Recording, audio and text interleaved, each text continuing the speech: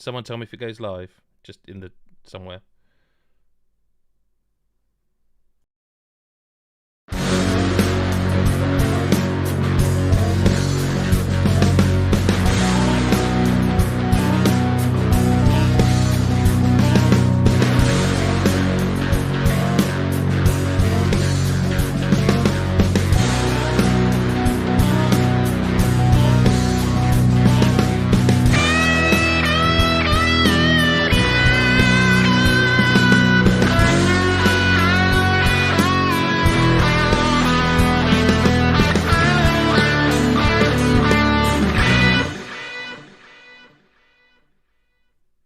Hello and welcome to the God is a Geek podcast. It's 400 and something. Does it matter? Does it matter what number it is? You're here every week to join myself, Adam Cook, and of course Chris Hyde. Hello, Chris. Hello, mate. How are you? I'm alright, mate. What number is it? Come on, you tell it. You do it for once. Episode 478, but not really 478 because there's like 478. No, that's good to hear. And with us also this week is Mick Fraser. Hello, Mick. Hello, how are you? I was going to ask you a question, but I don't have a question now because Chris has answered it. What number podcast is it? We know. We're here. We're here to do a podcast. It's just sadly, there's nothing to talk about. No games this week. No games. It's a bit disappointing, really. Been shit. The ones there are small and bad. Yeah. As well. That's the other annoying thing. Which seems as good a time as any to start talking about them. Yeah. Shall we start with the elephant in the room? Elden Fun. You were trying to. No, I would never. I would never do that. Me and Chris had the same thought. Despicable. How Elden do we Ring. pin this? I mean, at the time we're recording this, the review is up, the embargo's up. The game is not technically out when we're recording this, but by the time you hear it, it probably will be. Mick, give it the big old 10 out of 10. I mean, I did give it a 10 out of 10. You know, I haven't played as much as you. I don't know if anyone has, to be honest with you. I'm not sure where the game ends and you begin anymore, but where do we want to start? I mean, Elden Ring, it's one of those where I feel like people kept saying things like, you can finally say it, it's out this week. You can finally say it, it's out in a couple of days. You can finally say it, it's been reviewed, it exists. It's a real thing that we can tangibly talk about, and it exists. And it's all right, apparently. Yeah, well, it's got that. It's had that weird. You know, when a game's been hyped for so long and it's been sort of it's been in your mind for so long. It happens with some games, and this is one of those where it was just like when we finally received the review code, it was one of those things where I was like, am I going to get hit by a car leaving work? Am I not? What's going to stop me from playing this game? Something's going to stop me from. So yeah, it was kind of, and I admit to a small amount of pre-review hype. I was a little bit hyped for it. I thought this is probably going to be okay. You know, it's From Software. They're a middling developer. They've done a few games, One Trick Ponies, whatever. So we'll give it a crack, see what it's like. But no, jokes aside, it's fucking brilliant. We know it is. I mean, people have seen the scores, have seen the reviews by now, and hopefully they've seen our review. Do we want to address the obvious thing that's sort of? I mean, I don't do social media, but I'm guessing there's plenty on it. Do we want to address that thing that people are talking about, or do we want to just talk about the game? What you guys decide? I mean, I guess we'll talk about how big it is, but I mean, are we talking difficulty? Is that what? No. I was talking about in terms of access. Like, I feel like I suppose if I'm the person in charge of the site, as it were, then I can just probably say a bit, and then we can underline it, and we can move and talk about the game. Yeah. Was it early enough? No. Definitely no, not. it wasn't early enough. Let's be honest. When I previewed it is when, for a game of this size, when I would have expected to have code. And that's not based on any kind of like arrogance or anything like that. That's when you're getting code at the moment for other kinds of games. And we'll say no more about that because otherwise we'll be breaking embargoes. I mean, it's well known at this point. People are allowed to tweet that they are playing Gran Turismo 7. Why on earth are you allowed more time with that game than Elden Ring? I don't think it was a good move. I'm not entirely sure why it happened after over a decade in the industry. Like I say, when I previewed it, I was kind of almost expecting the review code will be probably a day or two after, because but it wasn't. And it is the responsibility of the person in charge to decide how much of the game someone plays, but at the same time, the way we work is that Mick and everyone on this team's completely trusted, and if Mick says he's reviewed the game, he's reviewed the game, and that's all there is to it. It's, I mean, I've played it too, not as much as you, but it is a 10 out of 10. It's a magnificent game. It is, even if you like, because I'm one of those, like I'm one of those that I feel certain developers like FromSoft, like Platinum Games, sometimes get a bit of an easy ride, but really, what this, I don't know that this is. It's the wrong context to talk about it, but you know when a band puts, like your favourite band puts out a greatest hits album, it kind of isn't that, because often when you play the greatest hits album, you've heard everything and you're there for the 2 new songs that they've released, that they've put 2 new songs on to make it worth buying by the super fans for the other people who are going to stick it in their CD player in their car. But it does feel to me like a kind of greatest hits, because it's everything they've ever done in that genre. Yeah, amalgamated with some new stuff, right? Yeah, I mean, it's absolutely a culmination, like it really is. And you say that, like, a lot of things, when there's been a big developer like this that have done, a lot of things for a lot of time, and then you play it and you go, it's a culmination of everything they've done. And sometimes it becomes a bit of a throwaway line, because all it means is they've used established formula. You've played this before, almost. Yeah. That's what I'm trying to avoid saying. And I do think that to a certain extent, like, I know, like, from me and you talking, obviously you played, the closed network test, you played the preview beforehand, so you'd seen quite a lot of that opening area, and I know that you had slightly different feelings about perhaps the structure of the game versus, like, the overworld versus, say, the legacy dungeons, for example. Go on. And I do think, like, if you take. It's weird, because if you take the legacy dungeons, out of Elden Ring, right? Let's just talk about the first 2, which we were allowed to talk about before embargo, which was Stormvale Castle and the Academy of Roller Carrier. They are Dark Souls levels. That's what they are. Yes, they are. If you took the legacy dungeons, down to the lifts, the shortcuts, they are Dark Souls. Like, you could almost say that is Dark Souls 4. If you follow that. If you literally took out the legacy dungeons, put a little pathway or maybe a little branching thing in between them all, that would be a Dark Souls game. It's Dark Souls 4. So what they've really done is they've probably taken what the original concept of Dark Souls 4, whatever they might have been planning or whatever, and they've gone, but how do we build this overworld around it? And I think that there's an argument about whether that works 100% or not, because the overworld is so massive, and it really is massive. Like, I know that big. It's and it just crazy keeps getting big. Bigger. And it just keeps getting bigger, and it's bigger than you even expected to be. Even when you think right, I've got the measure of this, you haven't. It's going to get bigger. And then you get another. You walk it like a bit that you think that's just ocean up there, and then you sort of go there, and all of a sudden it's not. It's another great big, like, continent. So, like, it is massive. It is huge, and I think from what I've seen, because I haven't finished it, then I haven't killed the last boss. I doubt anyone has, if I'm completely honest with you. I'll admit I have not seen the final boss and beaten the final boss, but I mean, I lost track. I don't know how many hours I've put into it, and everything I've seen about this game is, it flows so well, and you can do the entire game around those legacy dungeons if you want. Like, so they're almost like the story is in the legacy dungeons. Yeah, absolutely. And then there's 40, 50, 60, 70 hours of game around those dungeons, right? So, like, you have to do the first one. I think you have to do that one, because that's how you open up the rest of the map. Yeah, it's like it keeps going.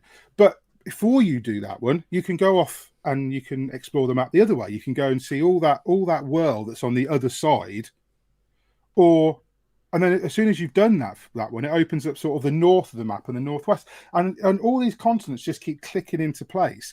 And I must have done maybe a dozen to 15 hours between every legacy dungeon, easily, just exploring and leveling up. And sometimes it was because getting through the legacy dungeon is one thing, and then beating the boss at the end of it is something completely different. But because of how they're structured, they have teleporters in between. They have these little sites of grace in between inside the dungeon. So it's not like, oh, I'm entering the legacy dungeon, now I'm stuck there till it's done. It's I can leave when I want. I can go off and do other things. Yeah. So this it's a tremendous, and I think there's more to it than the bosses. There's more to it than some of the bosses are barely bosses. Like I did one today, where the dungeon was harder than the boss. Like the dungeon was full of skeletons, and like it because of the way they spawn. They kind of it's dark in there, and I'm the one who likes to have my shield up most of the time, in the darker areas rather than a torch. Because if you're holding the torch up by holding L1 down or something, you're unprotected from an attack. And so they they spawn when you get near them. So you might think you've cleared a room, and then on the way back I was kiting. Like there's a bit where 4 or 5 of them come at you at once. So I thought, right, I'm going to kite them down this corridor, switch to magic, slice them through. No problem, done. But I've obviously missed a few on the way down because then they started spawning behind me where I'd obviously hadn't tucked into the corners. And then when I got to the boss, I just used to summon for the wolves that everyone's seen at this point, I think. And like it was barely a challenge. It was barely. It hit harder than like a soldier wandering around, but it was inconsequential. But I think there is. And it's the smallest of issues. It's the smallest of smallest issues. The thing is, I think they know that. Yeah, and that means those bosses drop like the runes will be like 2,000, maybe 1,500. They do give you. You're not leveling up from killing some of these side bosses. But what you do get in those places is nearly every one of them will drop something. A weapon. Or a spell, this was a new summon. Or a talisman. It was actually a named summon, like a guy. Yeah. I can't summon him. I haven't got enough magic. We were talking about it off podcast, but it's a big guy with a shield and a spear. Is the one I think you're talking who I can about. already think of a great use for. Yeah, I mean, but I don't know. I love that Breath of the Wild part of the game, and I'm not. I don't say that lightly. I don't call it that lightly, but I love that element of it. I do think it's absolutely magic when you are just, I mean, what's the word? Roaming, free roaming. Yeah, it's magic when you're free roaming. It's like I'd said in the review, and I mean, so usually when you're trying to do a Souls game, in particular, or a Souls like the proof of the pudding usually is I find is the bosses. Like the way the worlds connect, no one does it like From. I don't believe anyone does it like From Software. But developers like Deck 13 who did the Surge, they did a good job with the Surge and the Surge 2 in terms of how the world was laid out. They had that same kind of open a shortcut here. It's kind of copying the homework, but they did a decent enough job. But just like Elden Ring is more than those bosses. It's more than the legacy dungeons. Like, it's not as important that you follow the story if you don't want to. Do you know what I mean? Like, you can go and do all these wonderful things, and there's we should talk about that, right? Because there is one other thing that we should actually. It's probably almost more important than how long did you get to review it? The George R.R. Martin-ness. Yeah, I don't think if they hadn't made a big deal about that, you'd have no idea. You wouldn't know. Not a clue. You wouldn't know. It just the story. Yeah. I think the story is less nonsensical, possibly than usual. I mean, that's not exactly faint. It's damning with faint praise, isn't it? Yeah, but it's got a better framework. The story has a stronger, I think, framework rather than a particularly strong narrative. There's a clear thing that you are setting out to do. Yeah. And it is Dark Souls, adjacent in that respect in the story. Like, that's the only... I don't come to these games for story, I'll be completely honest with you. I think they're fun in that respect. There is some cool shit that people discover, but I wonder what they would do if they went really heavy on a story game. I wonder what that would be. I don't think we'll ever find out. No, I don't. But this is what I was thinking, and we said earlier on, because I think it was Sekiro, but that was bullshit as well, wasn't it? The story of that. But I mean, a lot of people aren't necessarily George R.R. Martin fans, they're Game of Thrones fans. So when you say George R.R. Martin, you assume that you're going to get this political intrigue and all this. Oh, I suspect there's a lot of people you could say, do you like George R.R. Martin? And they just look at you blankly. And then you go, do you like Game of Thrones? And they go, oh, yeah, that was a great TV show. Yeah. Exactly. So it's the Witcher thing almost, isn't it? Yeah. And I mean, he's done, there is, if you look at the backstory of it, and I'm sure the Lore Masters is, on YouTube, they'll within a month or two, it will be, But at this point, if you look at the actual backstory, you've got a dynasty of demigods, it's all backstabbing, they all went to war. It's basically Thronesy, right? It's basically George R. R. Martin doing what he knows, but it feels like kind of, they got George R. R. Martin in a meeting, and Hidetaka Miyazaki said, here's some notes, right? Just Game of Thrones that up a little bit. It's for the backstory. Yeah. Because, like, the actual story beats are pure Dark Souls. You've got a risen warrior, which you always are. You've got basically, it wasn't an age of fire, it was the age of the Erd tree. You've got they're demigods instead of bosses. It's runes instead of souls. I sometimes you wonder, you almost second guess yourself.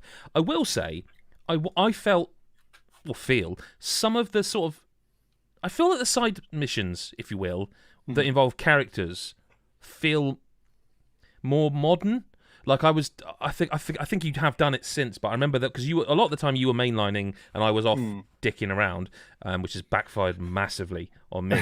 But I went sort of south while you were going north, and I found that sort of quest involving the girl who says, and I'm going to be vague because the game's not even out yet, but like, the way can you go and get my dad from the castle? He's being brave, blah, blah. And I ended up doing all that.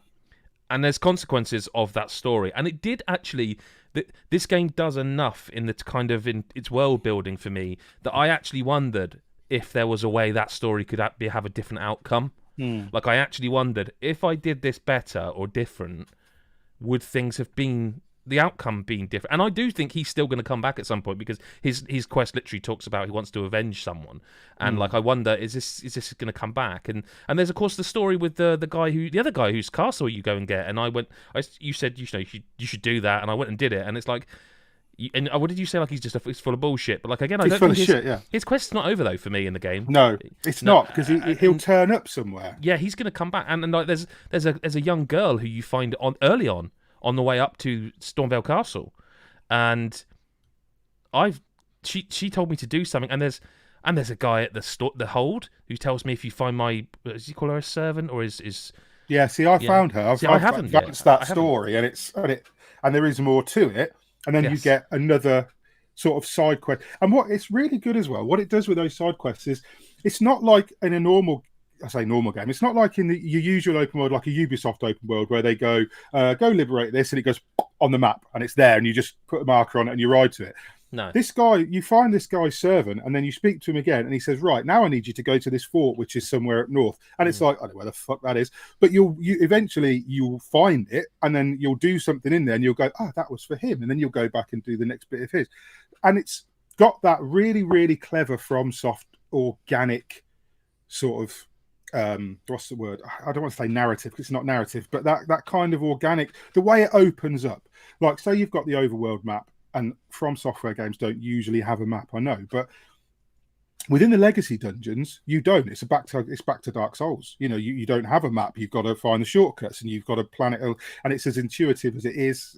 I found Stormvale Castle was a little bit of a labyrinth, but I also think that's where the game ramps up a little bit. I think that's where the game decides the difficulty goes. Yeah, like it really goes. I went back to that area that you did down south, right? I went back to that. Oh, it must have been a cakewalk. Many, many hours after we'd spoken about it. I'd done several of the legacy dungeons by the time I went back. I mean, my guy was a fucking tank for that area, and I was one or two shot in the bosses. It was that easy. I had that skill. There's a skill that you can put on two-handed bladed weapons, which is called Blood Rush, which takes away a bit of your health but deals massive damage to the enemy. And I was pairing that with something that was giving me health back when I scored a critical hit. So when I was hitting them with that, it was giving me back 2/3 of the health it was taking. I've used that, and I've taken off half a health bar of a boss with that. Bosses not a main boss, like a side boss. But...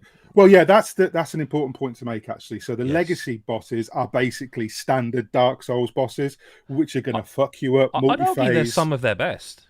Yeah, they actually. I really liked Margit, even though he really... No, that's what I'm saying. Like, I think they remind me of the best bosses in kind of Bloodborne and some of the Dark Souls 3 bosses, where they were these big, flailing, furry monsters. Like I feel like they... Well, the design is fantastic in this game. And we've got a question, Mick. Sorry, I don't mean to interrupt you, but we've got a question in the live chat because we do this live. Phil Tyndall says, "How are the classes in Elden Ring? Is it better to go out all out with melee or ranged combat or sorcery faith builds, or is there more flexibility to go hybrid? Dark Souls prior had areas which favoured one class over the other." Okay, so that's pretty. So right, there's 10 classes. You've got 4 what I would call pure classes. Mm-hmm. Where you've got let me remember. So you've got the knight, who's pretty much pure melee.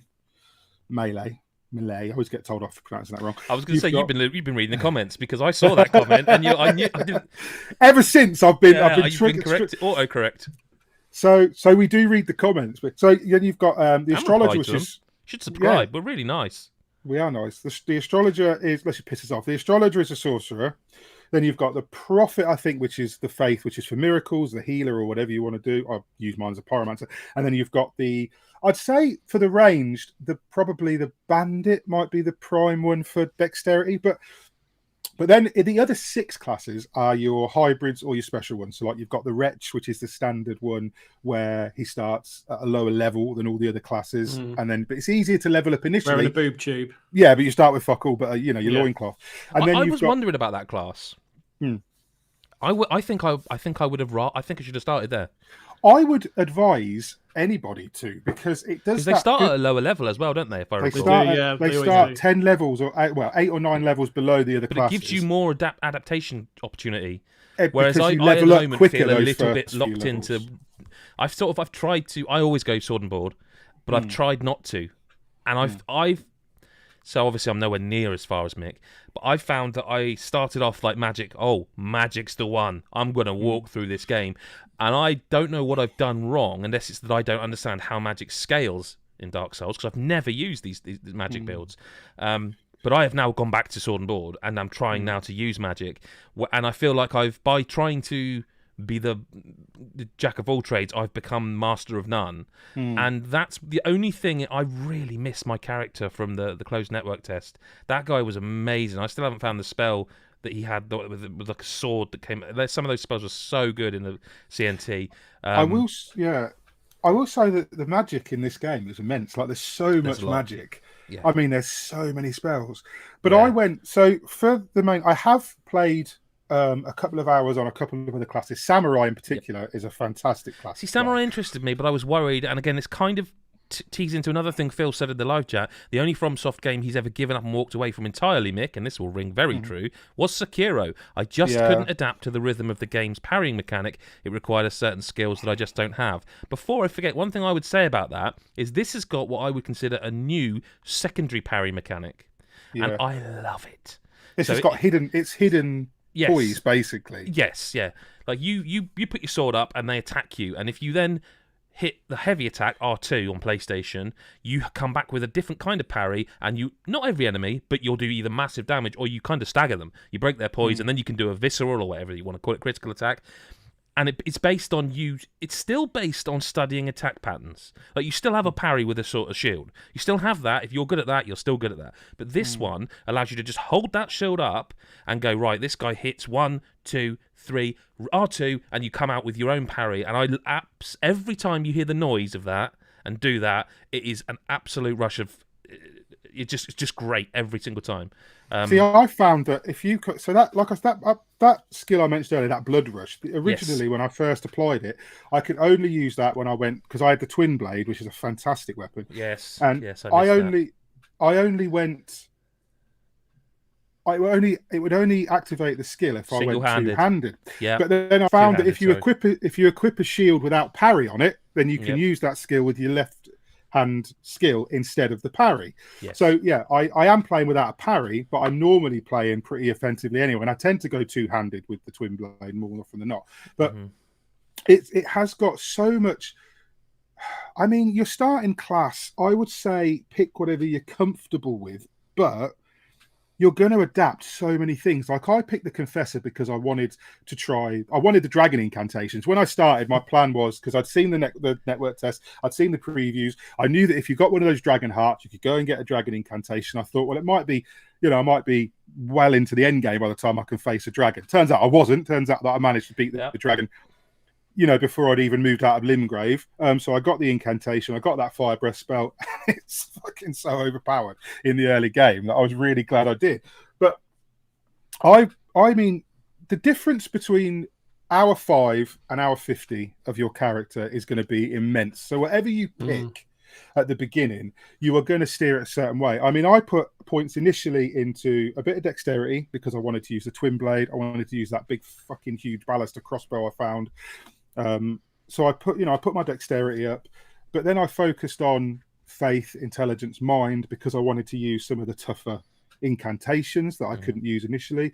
And I got to a comfortable point with where my twin blade was, I think, up to about +9, and I was wearing some decent armor, and so I wasn't able to tank things, but I could survive even against like the legacy bosses. I could take a hit or two, which is usually all you fucking get with the legacy bosses if you're lucky. And I started just pouring points into the intelligence and faith and mind, which is and arcane, which ups your luck, but you need arcane, higher arcane, which is kind of like it's analogous to like insight in Bloodborne. You need enough to be able to find certain secrets or to be able to, to use certain abilities.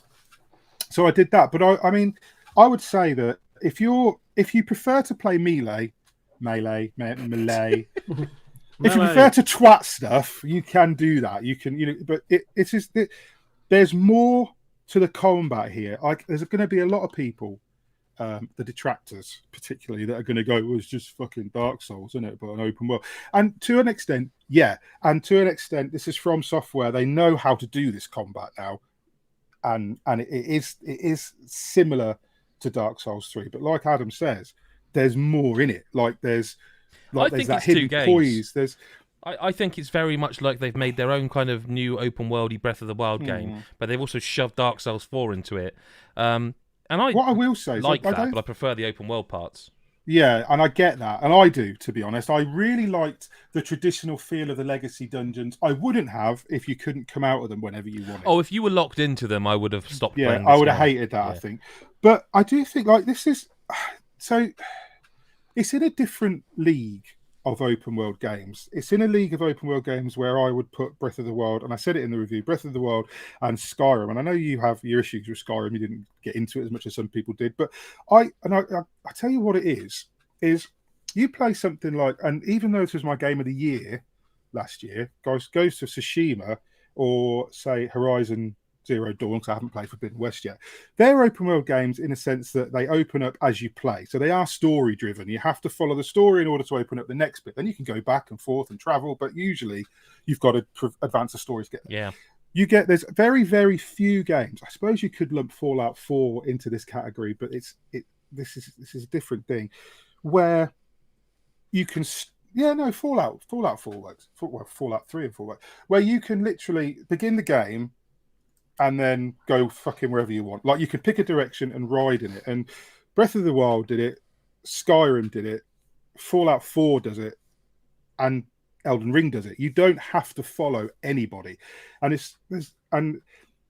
what makes the difference is the topography in this game is just it's the closest thing is Breath of the Wild. The closest thing to it is Breath of the Wild. And the next closest thing is Skyrim, because I remember, was it 2011 when Skyrim came out? And I played it on the 360. Something like that. Because the PS3 is the one that had backwards dragons and shit. But I played the 360 version. And I can remember there's a quest in it where you go from, I think, Whiterun, and you have to go to the throat of the world, top of that mountain. I don't know if you remember that, right? And I remember this in 2011. you got to the top of the threat of the world, and you could turn around and look down at the tiny little city in the distance that you just walked from. And that was it was mind blowing. Everybody went nuts about that particular. I remember reading the reviews, and everyone was like, the draw distance is like, it was incredible. Breath of the Wild is similar to that. Like you can look anywhere in Breath of the Wild, see something, and go, I could find a way to get there. I know I can get to that point, and I could go there now if I wanted to. Like nothing's stopping me from just striking out. And Elden Ring does that. And the draw distance is just, I mean, you can say what you like. There's a few performance issues. Yeah, there's some frame rate drops in certain areas. People have had issues on the PC, I've read, with popping. I didn't notice any of that on the PS5. Did have a couple of frame rate issues, I'll be honest. But the draw distance and some of those, like I sent Adam a picture the other day where it was just like, I just wanted to show him the scale of this. And it was just like, it was like it was when I'd first beaten, I think, Godric. So I'd got past Stormvale Castle, and I thought, well, I've beaten Godric, so I'll move on to the next area. Got to the next area, got to the edge of this cliff, looked, and just went, fucking hell, because it's just massive. Yeah. And it's like, and you really can go there. If you can see it, you can go there. If I said to you the thing I discovered that you didn't early on, the big long lift thing, where you go down. That's all I'm going to say, because I'm not going to spoil it. I've literally, as you're talking about this, going to myself, oh, I forgot about that area. I need to go back down there, because I forgot all about that after going on and on about how big it was to you, and then you finding how big it was in a completely different direction. Yeah, it's. And I noped out of that area. No, I would have, because it was I was under leveled, but I knew I could use the horse and torrent, run around it and all that, and. It might still bloody hard, because there's snipers down there, essentially. Not like people with guns. I mean, there are enemies that can snipe you. Tempted to Call of Duty for a couple let's just say their aims. It's the closest I've come in this game to going. Yeah. Okay, it's funny that my back's to you and you managed to hit me from that far away, but I'll give you this, because I shouldn't be here. There's funny you mentioned that. In the second area, I'm not going to spoil anything, but the second area, which we could talk about pre-release, you're on it's like a lake when you're trying to get to the academy. You're riding along, and then these giant fucking crawfish will come out of the water, and they're absolutely huge. And when I first encountered them, couldn't hardly damage them. They got a tough shell. You can't. But you'll be riding past them, and you'll wake them up as you go past them on torrent, and you won't realise. And then you'll stop to do something, equip something, or check. And a fucking spear of mud will one-shot you from this thing that was... And it's half a fucking lake away. I had that with some large birds. Yeah. I thought I de-aggroed them, and I was like, right, okay, get the map out a minute. And the next thing I know, I've got two of these giant, like... They're like crows, but also dog crows things, and they were just like, I don't know what they are, but they were just like, suddenly there was 2 or 3 of them surrounding me, and I was like, oh well, I'll have to run back here and get them runes back. But yeah. Oh, that's another thing I mentioned just before we move on. It is, so a lot of people have asked about the accessibility, and a lot has been made about how, and I think people may be tempted to drop off this during that first legacy dungeon. I think that there is a massive spike of difficulty, but at the same time, it is a lot more accessible. I will say that. Yes, it is. A lot. It is, and it's. I wouldn't say it's easy, but the fear of losing your souls in Dark Souls, or losing your blood echoes in Bloodborne. That's lessened a great deal in Elden Ring. I found that unless I had enough to actually level up, I didn't really give a shit if I lost my changed. I didn't care if I lost my runes. It didn't matter to me. Like I'd go, oh bollocks. So I had it was around 5 or 6k, sometimes 3k, but any less than 3k runes, and I'm like, nah, I'll get them. Well. So, like, obviously, it gets bigger and bigger as you go through the game. So, it does come a time when you're carrying around 35, 40,000 runes, and that's what you need to level up. But even then, because the enemies are dropping 3,000 or 4,000 a time, so it can't balance it out. And you do have, I mean, I could talk forever. I really could. I know, and the thing is, we will like the game's not out as we talk. We will, like Chris hasn't played it yet. I'm sure, and I probably should, right? Is that what we're I kind would of saying? say give it a you may give as it well a go. give it a go. Yeah. Give it a go. You know, See how I get on. But let's move then on to, let's say it's a strange podcast this week. We're only going to really talk about 2 games, but truth be told, is it's just kind of like, well, if people want us to talk about the other games, we got to go and play them at some point. So Chris, I've obviously finished it already. Mick hasn't started it, but I know he wants to. He's just all about Elden Ring and other stuff that we can't talk about. Horizon Forbidden West, you've been tucking in to that tasty meal. Horizon Forbidden West. So when we spoke about it last week, I hadn't started it because it wasn't out, I don't think. I can't remember. They just come every week these days, these bloody games. So played it this week. I reckon probably about 12, 15 hours, I'd say, into it so far, which, given how much I get to play, that's quite a lot for me in a week these days with a 4-year-old. But yeah, I mean, part of it's my fault, right? And only you'll be able to know the frame of reference of what I'm talking about here, Adam. But like, you know, there's an opening area to this. Well, there's the very beginning tutorial section, and then there's the opening sort of area of the game. Yes. Before you actually get into the Forbidden West. Yes. And I probably played the game for about 8 hours before I got into the Forbidden West. And I'm actually not technically in the west part of the Forbidden West, even now. I don't think what you've said there's that unusual, actually. No, and what I've... It does take a while to get going. What I have... But it's not that... To be really clear, I don't think this game takes a while to get going. I thought the tutorial was all right. Yeah. I thought there was enough there to keep me interested. I did just want to get into an open world with loads of little question marks, because that's always what I want to do. But I didn't feel like it dragged that opening section. But the thing for me is I'm just a sucker for an icon. So it's literally what you just described, Mick. Is like, right, you need to go here. This is all you need to do. If you just go here, have a conversation, sort some shit out, and then you'll be fine. And then, you know, go and make an embassy, go and beat some monsters, have an embassy, and move into Forbidden West, 2 hours or whatever. I'd be like, yeah, I could do that. Or there's a question mark in the opposite direction I could just go and have a look at. And then there's another side mission there that is completely optional. And then I go the other one and another one and another one. I could climb that tower. Before I know it, I'm 6 hours in. And this main quest is still blinking at me going, you should have just come over here about 3 hours ago. And I'm like, but they'll wait, because, you know, there's this game. And I think I can categorically say I did everything in that opening area. You didn't. That I could do. And to be clear, there's a lot of stuff I couldn't do, because it goes, you need a tool that you haven't got to do this. But did you find the cave? I found the cave. Yeah, found multiple caves. You went underwater and swam underwater into a cave. Found multiple caves that I couldn't dive deep enough into. Oh, okay.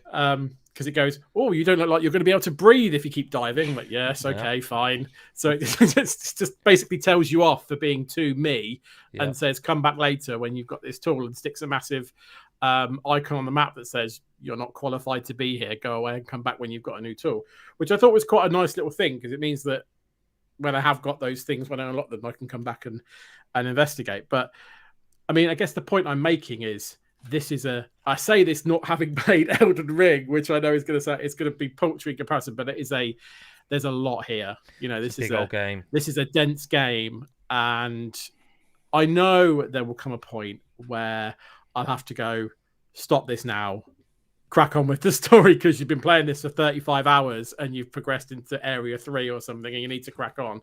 But I do feel like there's a lot of stuff in this game that's just really interesting. Yeah. The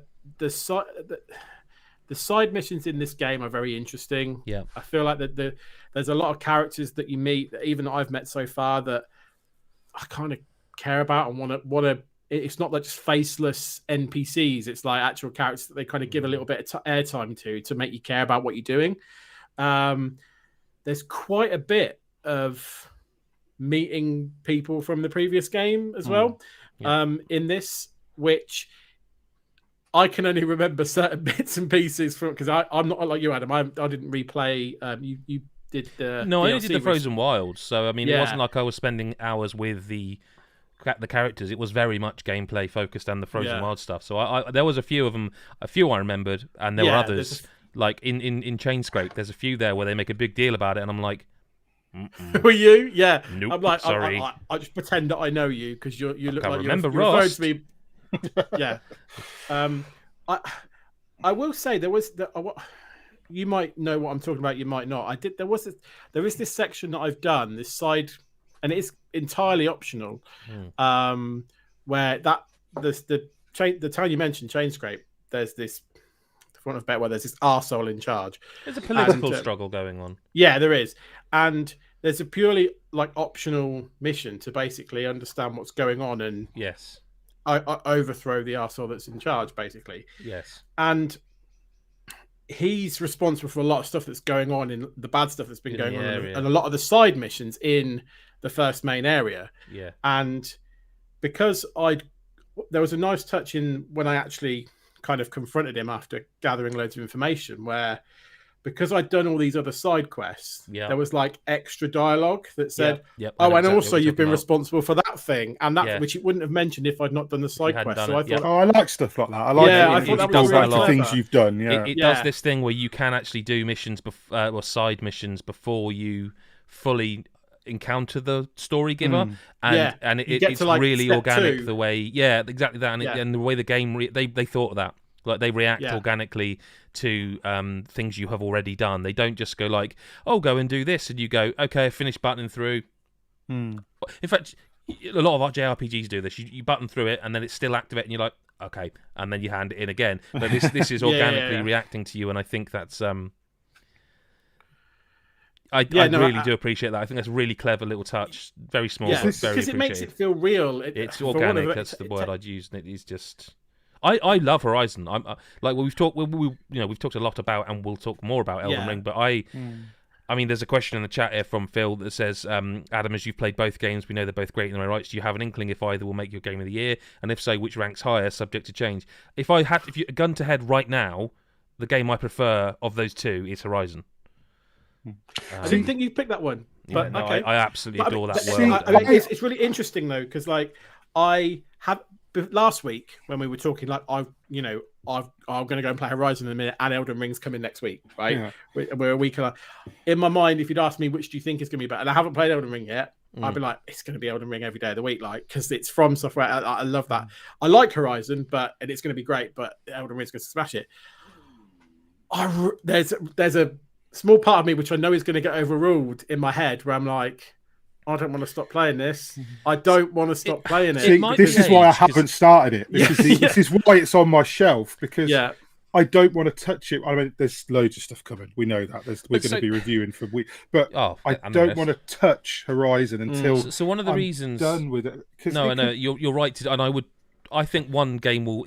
I feel dreadful for Guerrilla Games because last time they released this brand new IP, this fascinating game, and Breath of the Wild came out, and now they've done it 4 or 5 years later. They've released a sequel which is better in every way, bigger, just better, just brilliant game, and bloody Elden Ring and the best ever FromSoft game, possibly. I still think I prefer Bloodborne, but I have feelings for that game.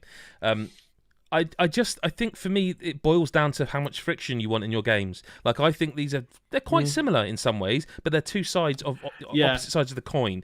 And I think Horizon's actually got a decent bit of challenge to it as well. Like especially there's some machines that are buggers. Like if you really know what you're doing. But I feel like this and Pokemon are games, again, another big open world game. They just offer less friction when you're playing them because they don't really have Margit or Godric, in Elden Ring are the first two big uns that are real barriers that you have to put some patience and effort into. There's worse. And I don't think Horizon he's got some. There is one boss in Horizon that nearly I was like, if this weren't in this particular part of the game, I think I'd stop. It's balanced strangely, but generally speaking, I feel I'm gravitating towards more sort of frictionless games. I'm going back to Elden Ring, and I was playing it before this podcast. I think they're both. I think they're both 10 out of 10s. But if I think it's going to be. It's like Phil says, subject to change. I could change my mind if I have a particularly good session with Elden.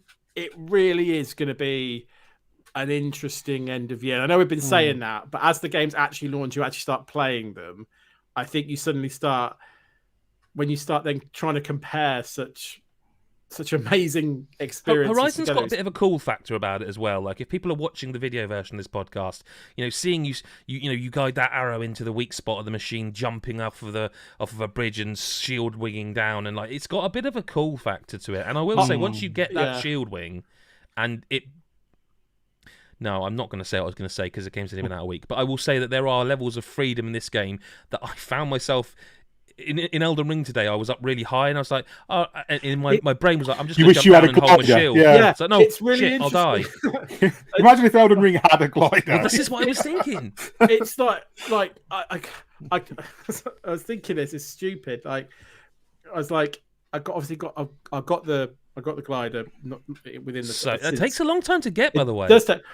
I just like, so this game's Dying Light, is it? And then I was like, and then someone rocks up who's called Lawan, and I'm like, oh my god, is it literally the same game, just in different? I mean, but no, the thing about the glider I think is really interesting is like when you're in the you get in the mindset. I didn't realize how easy I'd go back into the Horizon mindset of playing that type of game because you're right, it's better than the print, but it's very much a Horizon game. Like it's the same thing, but there's more of it, and it's just more and it's deeper and there's more detail. And then I was like, you get to a thing, and I'm like, there's no way I can get there. Where's the thing I'm supposed to jump onto to get it? No, hang on a minute, I can just glide down there, and it's dead simple. And it's like it's a bit of like rewiring it. Whereas like in Dying Light, you kind of expect that's what you're going to need to do. But I would also add that like the combat. Again, people will always talk about From Software and their combat. And I don't want this to become... I mean, we're talking about two games, so we are kind of comparing apples and oranges, but also a bit of apples and apples. It's like in Horizon Forbidden West, you can... And there is an enemy that I was like, I can't kill this thing. Like, no matter what I do to it, I can't... It's like it's got a very hard shell, let's just say that. And I can't kill this bloody thing, and I have to. It's only for a side quest, but I really want to do it. And it's only when you go, hang on a minute, this isn't Call of Duty. There's no point me just pouring... I mean, you can. Most of them you can brute force. Yeah. But this one, I couldn't seem to do it, and I was throwing everything at it. And I was like, you know what? Let's stop. Study this thing, go into the menu, have a look at it. Oh, hang on, that's a really small weak spot, but if I can catch it unawares, I can use my... I forget what they're called now, like your weapon endurance, your charged abilities. Yeah. Your endurance abilities, not the one where she like does the little cutscene, the one where it's just a weapon ability. And I put a stamina, weapon stamina, I think it might be. I put one of them right onto it, and it dropped half its health, and I was like, oh yeah, I forgot this.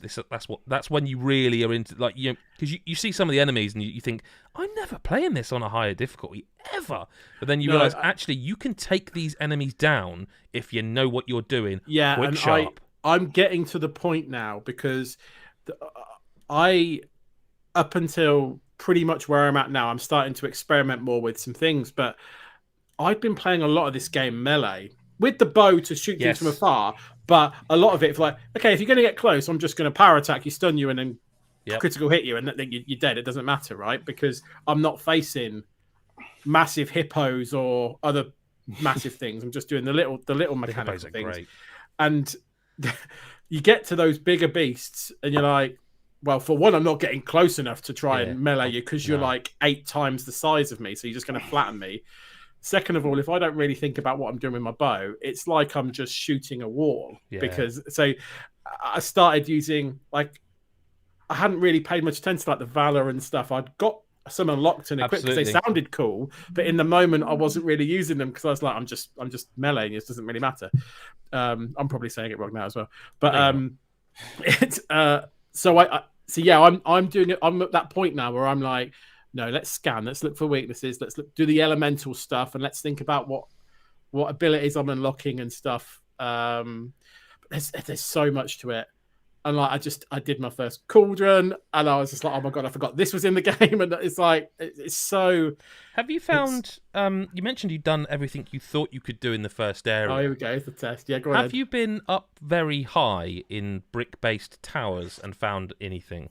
All 6 of them, yeah. You've done them now? Yeah, I did all 6 of them. I'd done 4 out of the 6. Mate. I did 4 out of the 6 before I even found the quest for it. That's a shame. That's a shame. Fair enough. Oh, I'm not really? going to say any more. Yeah. You've not done anything wrong. It's just a shame you've done them that early because no, I'm not saying anything more than that. Neil Cresswell in the chat here says technically Horizon looks much better. From games always seem to come with a level of jank people overlook and accept. That's absolutely fair comment. 100% fair comment. Visually, that game is stunning. It's only actually watching it when as we're putting this podcast out, watching the footage and going, it looks like that. Yeah, it actually looks like that. Yeah, I mean, just before I would swoop in and defend. Elden Ring is their best looking game. Elden Ring is a very decent looking game, but it's not just how it looks, but I do think that in performance wise, for a world that big and that open and that sort of, I mean, there's a lot going on in that world. I will say though, Mick, before you drop yourself in it, almost Horizon is Chris, have you? Oh, I'm not saying seen the map. One's better than the other. I would say in terms of size, in terms of jank, I think From Software have done a good job much better. to reduce. It's much better. Yeah. But the world in Horizon Forbidden West is when you do an look image at that map of the map, like the different areas and where you can unlock. And I think it looks gorgeous, and I'm in the dirty areas. No, there's an area of that game that I don't think will. Oh, am I going to say it? Yeah, I don't think we'll see a better looking game. Part of a game this year than there's a certain area of that game. Yeah, I just want to spend the rest of my days playing that part of the game. It was so. I mean, they joke it's the Sony polish, like that takes away stuff from the developer, doesn't it? But I mean, like it's something you expect in a way. Well, they thank Kojima Productions in the credits. Isn't it using their engine or something? Isn't it the Decima engine? Is that not some? Is it? Okay. Is it? I forget this. There was some link. There was some link between them in the first game, but I can't remember what it was. There's something to do with an engine. I mean, you go back 5 years to how Zero Dawn looked. I mean, that was well, that's what I'm saying. I played it recently, and it looks. Yeah. But there's. It's not just that. It's when you're playing it in performance mode. I didn't notice a frame, not one.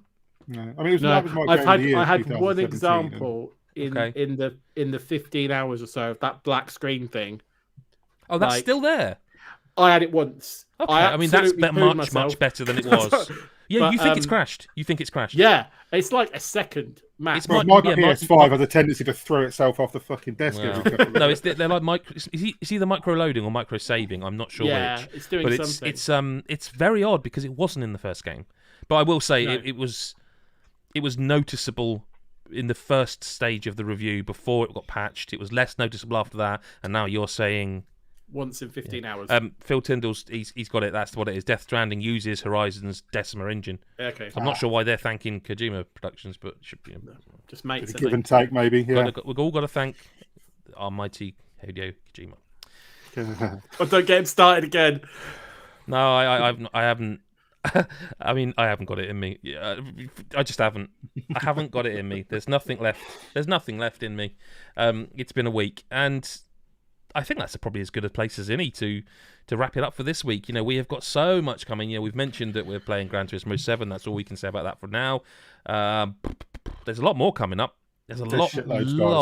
So much. Yeah. So much. I'm reviewing some good stuff, some not so good stuff, but there's a lot coming. Yeah, don't say any names there now.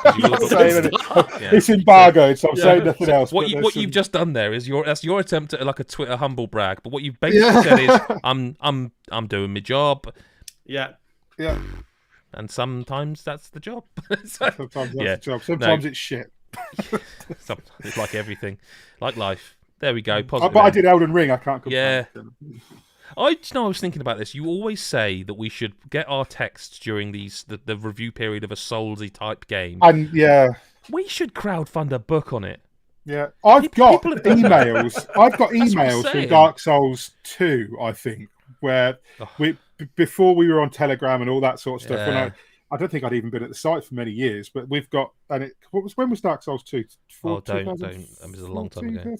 But yeah, I've got those emails somewhere where it was just because I mean, you know, You know.